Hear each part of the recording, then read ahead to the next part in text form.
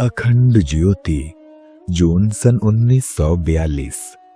संपादक श्री राम शर्मा। सद्ज्ञान। महर्षि उद्दालक आरुणि का पुत्र श्वेतकेतु 24 वर्ष तक गुरुगृह में रहकर चारों वेदों का पूर्ण अध्ययन करके घर लौटा तो उसने मन ही मन विचार किया कि मैं वेद का पूर्ण ज्ञाता हूं। मेरे समान कोई पंडित नहीं है। मैं सर्वोपरि विद्वान और बुद्धिमान हूं। इस प्रकार के विचारों से उसके मन में गर्व उत्पन्न हो गया और वह उद्धत एवं विनय रहित होकर बिना प्रणाम किए ही पिता के सामने आकर बैठ गया। आरुणि ऋषि उसकी नम्रता रहित उद्धत आचरण देखकर जान गए कि इसको वेद के अध्ययन से बड़ा गर्व हो गया है।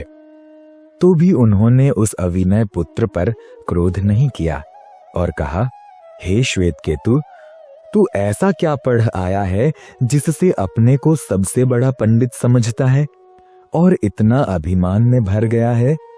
विद्या का स्वरूप तो विनय से खिलता है। अभिमानी पुरुष के हृदय में सारे गुण तो दूर चले जाते हैं और समस्त दोष अपने आप उसमें आ जाते हैं। तूने अपने गुरु से यह सीखा हो तो बता कि ऐसी कौन सी वस्तु है कि जिस एक के सुनने से बिना विचार की हुई सब वस्तुएं सुनी जाती हैं, जिस एक के विचार से बिना विचार की हुई सब वस्तुओं का विचार हो जाता है, जिस एक के ज्ञान से नहीं जानी हुई सब वस्तुओं का ज्ञान हो जाता है। आरुणि के ऐसे वचन सुनते ही श्वेतकेतु का गर्व गल गया। उसने सोचा, मैं ऐसी किसी वस्तु को नहीं जानता। मेरा अभिमान मिथ्या है। वह नम्र होकर विनय के साथ पिता के चरणों पर गिर पड़ा और हाथ जोड़कर कहने लगा, भगवन, जिस एक वस्तु के श्रवण विचार और ज्ञान से संपूर्ण वस्तुओं का श्रवण विचार और ज्ञान हो जाता है, उस वस्तु को मैं नहीं जानता। आप उस वस्तु का उपदेश कीजिए। आरुणि ने कहा, हे सौम्य, जैसे कारण रूप मिट्टी के कार्य रूप घड़ा, बर्तन आदि समस्त वस्तुओं का ज्ञान हो जाता है और पता लग जाता है कि घट आदि कार्य रूप वस्तुएं सत्य नहीं हैं, केवल वाणी के विकार हैं। सत्य तो केवल मिट्टी ही है। जैसे सोने का ज्ञान होने से आभूषणों का और लोहे का ज्ञान होने से औजार हथियार का मर्म समझ में आ जाता है कि आभूषण औजार आदि सत्य नहीं है, वरन सोना या लोहा ही सत्य है, इसी तरह का वह ज्ञान है। श्वेतकेतु ने विस्तार पूर्वक उस ज्ञान को वर्णन करने के लिए कहा तो महर्षि आरुणि ने कहा कि हे सौम्य, सावधान होकर सुनो। आरंभ में केवल एक ही सत ब्रह्म था। उसने संकल्प किया कि मैं एक से बहुत हो जाऊं और वह अदृश्य से दृश्य संसार बन गया। समस्त जगत उस परमात्मा का ही स्वरूप है। हे श्वेतकेतु, तत्वमसि, वह परमात्मा तू ही है। हे सौम्य, जैसे जैसे समुद्र का पानी बादल, वर्षा, नदी आदि में घूमता हुआ पुनः समुद्र में मिल जाता है, वैसे ही ये जीव भी सत में से निकलकर नाना योनियों में घूमते हुए उस सत में ही मिल जाते हैं। हे पुत्र, जैसे वृक्ष के पत्तों को हानि होने से वह सूख नहीं जाता, इसी तरह शरीरों की क्षति होने से जीव मृत्यु को प्राप्त नहीं होता। जीव कभी भी नहीं मरता। यह सत आत्मा तू ही है। उपरोक्त कथा में उपनिषदकार का तात्पर्य यह बताने का है कि आत्मज्ञान ही संपूर्ण ज्ञानों का पिता है। ब्रह्म को जाने बिना चाहे जितना ज्ञान संपादन कर लिया जाए, सब कुछ मिथ्या है। उससे तनिक भी सुख और शांति उपलब्ध न होगी। अनेक प्रकार के ऐश्वर्य और भोगोपभोग इकट्ठे होने से चिंता, बेचैनी और तृष्णा की ही वृद्धि होगी। पाप, ईर्ष्या, द्वेष, अहंकार ही पल्ले बंधेंगे।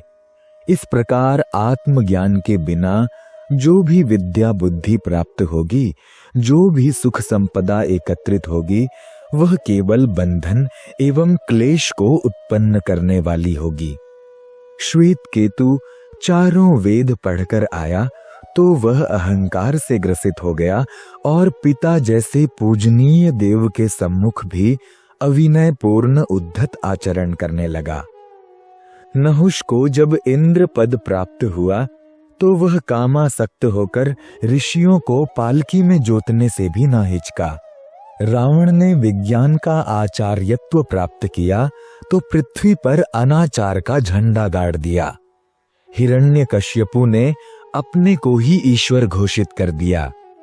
सृष्टि के आदि से अब तक का इतिहास साक्षी है कि आत्मज्ञान के बिना, ब्रह्म विद्या को प्राप्त किए बिना कोई व्यक्ति सच्चा मनुष्य नहीं बन सकता, क्योंकि जीवन के सारे कार्य उसी दृष्टिकोण के अनुसार होते हैं जिन्हें कि मनुष्य जीवन के मूल सिद्धांत के रूप में स्वीकार कर लेता है। जीवन को भस्मीभूत समझकर ऋणम कृत्वा घृतम पिबेत की नीति अपनाने का सिद्धांत अपनाकर आज का मनुष्य पिशाच बन गया है। इस पिशाचत्व से मानवता को मुक्त करने के लिए सबसे अधिक आवश्यकता ब्रह्म ज्ञान प्राप्त करने की है। एक कथा है कि धुंधकारी जब पूर्व जन्मों के कारण पिशाचत्व को प्राप्त हुआ तो उसके भाई ऋषि गोकर्ण बहुत दुखी हुए। उन्होंने भाई का उद्धार करने के लिए अनेकानेक उपाय किए, पर उसका उद्धार किसी प्रकार न हुआ। अंत में उन्होंने निश्चय किया कि पिशाचत्व की मुक्ति के लिए ब्रह्म ज्ञान देना चाहिए। अतएव उन्होंने श्रीमद् भागवत का तत्व ज्ञान उसे दिया। उस ज्ञान को प्राप्त करने से 7 दिन में ही धुंधकारी का पिशाचत्व छूट गया और वह देव स्वरूप में प्रकट होकर भाई के प्रति कृतज्ञता प्रकट करता हुआ सुरपुर में श्रेष्ठ व्यक्तियों के साथ में रहने का अधिकारी हो गया। मानवता के ऊपर पिशाचत्व की जो अंधेरी छाया है वह तब तक नहीं हट सकती जब तक ब्रह्म ज्ञान का सूर्योदय नहीं होता। मनुष्य के व्यक्तिगत और समाज के सामूहिक जीवन में सुख शांति कायम करने का एक ही उपाय है, वह यह है कि व्यक्ति अपने अस्तित्व के संबंध में, अपने जीवन के संबंध में और अपने लिए काम आने वाली वस्तुओं के संबंध में ठीक ठीक जानकारी रखे और उस सुस्थिर जानकारी के आधार पर जीवन यापन संबंधी एक मजबूत नीति की व्यवस्था करे, अपना एक ठोस दृष्टिकोण बनावे, हवा के साथ इधर उधर न उड़ते फिरे, वरन सिद्धांतों के लिए उद्देश्य पूर्ण जीवन जिए। इस ब्रह्म ज्ञान को अपनाते ही मनुष्य में देवत्व का उदय होता है और उन देवताओं के बढ़ने से ही यह लोक देवपुरी बन जाएगी। जिस समय ऐसे उद्देश्य वाले मनुष्यों की संख्या बढ़ेगी तब उस दृष्टिकोण को ही सतयुग के नाम से पुकारा जाएगा। विद्वत्ता एक अच्छी चीज है और हर एक आदमी के हृदय में उसको प्राप्त करने की तीव्र आकांक्षा होनी चाहिए, किंतु दृढ़ व्यक्तित्व प्राप्ति के वास्ते यह अकेली काफी नहीं होती, इसके साथ साथ संस्कार भी होना चाहिए। यदि आप दृढ़ व्यक्तित्व पाने की इच्छा रखते हैं, यदि आप अपने जीवन को प्रभावशाली बनाना चाहते हैं, तो अपने मन को सच्चे रूप से संस्कृत तथा शिक्षित बनाओ। हर आदमी का जीवन पूर्ण रूप से उसके मन से ही पैदा होता है। क्या सत्य, क्या असत्य? मोटे तौर से जो बात जैसी सुनी है उसे वैसी ही कहना सत्य कहा जाता है। किंतु सत्य की यह परिभाषा बहुत ही अपूर्ण और असमाधान कारक है। सत्य एक अत्यंत विस्तीर्ण और व्यापक तत्व है। वह सृष्टि निर्माण के आधार स्तंभों में से सर्वप्रधान है। सत्य भाषण उस महान सत्य का एक अत्यंत छोटा अणु है, इतना छोटा जितना समुद्र के मुकाबले में पानी की एक बूंद। सत्य बोलना चाहिए, पर सत्य बोलने से पहले सत्य की व्यापकता और उसके तत्व ज्ञान को जान लेना चाहिए, क्योंकि देश, काल और पात्र के भेद से बात को तोड़ मरोड़ कर या अलंकारिक भाषा में कहना पड़ता है। धर्म ग्रंथों में मामूली से कर्मकांड के फल बहुत ही बढ़ा चढ़ाकर लिखे गए हैं, जैसे गंगा स्नान से 7 जन्मों के पाप नष्ट होना, व्रत उपवास रखने से स्वर्ग मिलना, गौदान से वैतरणी तर जाना, मूर्ति पूजा से मुक्ति प्राप्त होना। यह सब बातें तत्व ज्ञान की दृष्टि से असत्य हैं, क्योंकि इन कर्मकांडों से मन में अपवित्रता का संचार होना और बुद्धि का धर्म की ओर झुकना तो समझ में आता है, पर यह समझ में नहीं आता कि इतनी सी मामूली क्रियाओं का इतना बड़ा फल भला कैसे हो सकता है। यदि होता तो योग पक्ष और तप जैसे महान साधनों की क्या आवश्यकता रहती। टके सेर मुक्ति का बाजार गर्म रहता। अब प्रश्न उपस्थित होता है कि क्या वह धर्म ग्रंथ झूठे हैं? क्या उन ग्रंथों के रचयिता महानुभावों ने असत्य भाषण किया है? नहीं, उनके कथन में रत्ती भर भी झूठ नहीं है, और न ही उन्होंने किसी स्वार्थ बुद्धि से असत्य भाषण किया है। उन्होंने एक विशेष श्रेणी के अल्प बुद्धि के अविश्वासी, आलसी और लालची व्यक्तियों को उनकी मनोभूमि परखते हुए एक खास तरीके से अलंकारिक भाषा में समझाया है। ऐसा करना अमुक श्रेणी के व्यक्तियों के लिए आवश्यक था। इसलिए धर्म ग्रंथों का वह आदेश एक सीमा में सत्य ही है। बच्चे के फोड़े पर मरहम पट्टी करते हुए डॉक्टर उसे दिलासा देता है, बच्चे डरो मत, जरा भी तकलीफ न होगी। बच्चे उसकी बात पर विश्वास कर लेता है, किंतु डॉक्टर की बात झूठी निकलती है। मरहम पट्टी के वक्त बच्चों को काफी तकलीफ होती है। वो सोचता है कि डॉक्टर झूठा है, उसने मेरे साथ असत्य भाषण किया, परंतु असल में यह झूठ बोलना नहीं है।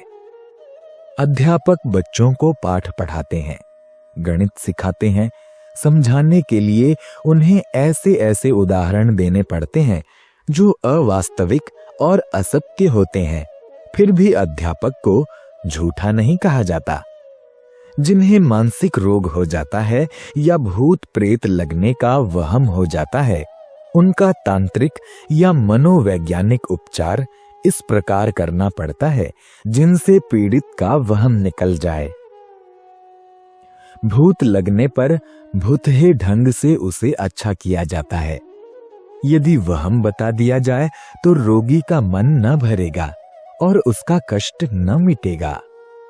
तांत्रिक और मनोविज्ञान के उपचार में प्रायः 90% झूठ बोलकर रोगी को अच्छा करना पड़ता है, परंतु वह सब झूठ की श्रेणी में नहीं ठहराया जाता। राजनीति में अनेक बार झूठ को सच सिद्ध किया जाता है। दुष्टों से अपना बचाव करने के लिए झूठ बोला जा सकता है। दंपत्ति अपने गुप्त सहवास को प्रकट नहीं करते। आर्थिक, व्यापारिक या अन्य ऐसे ही भेदों को प्रायः सच सच नहीं बताया जाता। कई बार सत्य बोलना भी निषिद्ध होता है। काने को काना और लंगड़े को लंगड़ा कहकर संबोधित करना कोई असत्य भाषण थोड़ी ही है। फौजी गुप्त भेदों को प्रकट कर देने वाला अथवा दुश्मन को अपने देश की सच्ची सूचना देने वाला भी अपराधी समझा जाता है और कानून से उसे कठोर सजा मिलती है। भागी हुई गाय का पता कसाई को बता देना क्या सत्य भाषण हुआ? इस प्रकार बोलने में ही सत्य को मर्यादित कर देना एक बहुत बड़ा भ्रम है, जिसमें अविवेकी व्यक्ति ही उलझे रह सकते हैं। सच तो यह है कि लोक कल्याण के लिए देश, काल और पात्र का ध्यान रखते हुए नग्न सत्य की अपेक्षा अलंकारिक सत्य भाषण से ही काम लेना पड़ता है। जिस वचन से दूसरों की भलाई होती हो, सन्मार्ग को प्रोत्साहन मिलता हो, वह सत्य है। कई बार हीन चरित्र वालों को झूठी प्रशंसा करने पर वे एक प्रकार की लोक लाज में बंध जाते हैं और स्वयं मोहन विद्या के अनुसार अपने को सचमुच प्रशंसनीय अनुभव करते हुए निश्चय पूर्वक प्रशंसा योग्य बन जाते हैं। ऐसा असत्य भाषण सत्य कहा जाएगा। किसी व्यक्ति के दोषों को खोल खोल कर उससे कहा जाए तो वह अपने को निराश, पराजित और पतित अनुभव करता हुआ वैसा ही बन जाता है। ऐसा सत्य असत्य से भी बढ़कर निंदनीय है। भाषण संबंधित सत्य की परिभाषा होनी चाहिए कि जिससे लोक हित हो वह सत्य और जिससे अहित हो वह असत्य है। मित्र धर्म का विवेचन करती हुई रामायण उपदेश देती है कि गुण प्रकटय अवगुण ही दुरावा। यहाँ दुरोध को, असत्य को धर्म माना गया है। आपका भाषण कितना सत्य है, कितना असत्य, इसकी परीक्षा इस कसौटी पर कीजिए कि इससे संसार का कितना हित और कितना अहित होता है। सद्भावनाओं की उन्नति होती है या अवनति, सद्विचारों का विकास होता है या विनाश। पवित्र उद्देश्य के साथ निस्वार्थ भाव से परोपकार के लिए बोला हुआ असत्य भी सत्य है और बुरी नीयत से स्वार्थ के वशीभूत होकर पर पीड़ा के लिए बोला गया सत्य भी असत्य है। इस मर्म को भली भांति समझकर गिरह बांध लेना चाहिए। वास्तविक और व्यापक सत्य ऊंची वस्तु है। वह भाषण का नहीं वरन पहचानने का विषय है। समस्त तत्वज्ञानी उसी महान तत्व की अपनी अपनी दृष्टि के अनुसार व्याख्या कर रहे हैं। विश्व की रंगस्थली, उसमें नाचने वाली कठपुतलियां, नचाने वाला तंत्री तत्वतः क्या है? इसका उद्देश्य और कार्य कारण क्या है? इस भूल भुलैयों के खेल का दरवाजा कहाँ है? यह बाजीगरी विद्या कहाँ से और क्यों कर संचालित होती हैं? इसका मर्म जानना सत्य की शोध है। ईश्वर, जीव, प्रकृति के संबंध में जानकारी प्राप्त करके अपने को भ्रम बंधनों से बचाते हुए परम पद प्राप्त करने के लिए आगे बढ़ना मनुष्य जीवन का ध्रुव सत्य है। उसी सत्य को प्राप्त करने के लिए हमारा निरंतर उद्योग होना चाहिए। सद्विचार। किसी आदमी के चरित्र बल को उसके उन प्रयत्नों से नहीं मापना चाहिए जो कि वह दबाव पड़ने पर करता है, वरन उसके साधारण व्यवहार से ही उसके चरित्र बल को जांचना चाहिए।